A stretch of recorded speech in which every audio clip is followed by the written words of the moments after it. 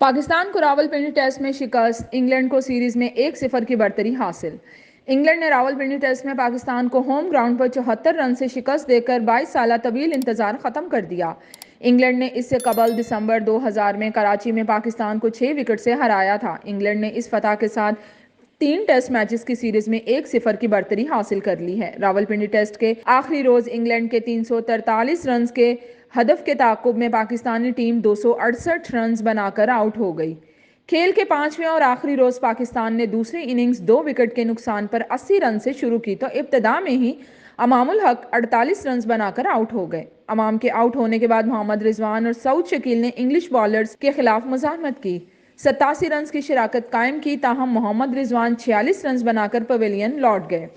सऊद शकील ने debut test में 50 run मुकम्मल किए और 76 रन बनाकर आउट हुए। आगा सलमान 30 और रिटायर्ड हर्ट होने वाले अजहर अली 40 रन बनाकर रोबिन्सन का शिकार हुए। इसके बाद एंडरसन ने जाहिद महमूद और हारिस रऊफ को आउट किया।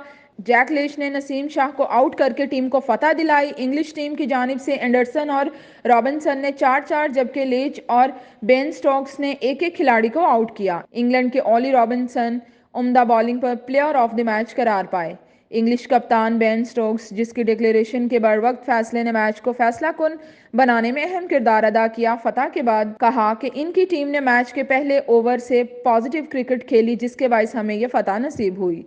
दूसरी जानिब कौमी टीम के कप्तान बाबर आजम का कहना था कि टेस्ट मैच के आखिरी रोज इनका इरादा मैच जीतने का था, बराबर करने का नहीं। शिकस्त पर बहुत अफसोस है, ताहम इंग्लैंड ने अच्छे खेल का मुजाहरा किया।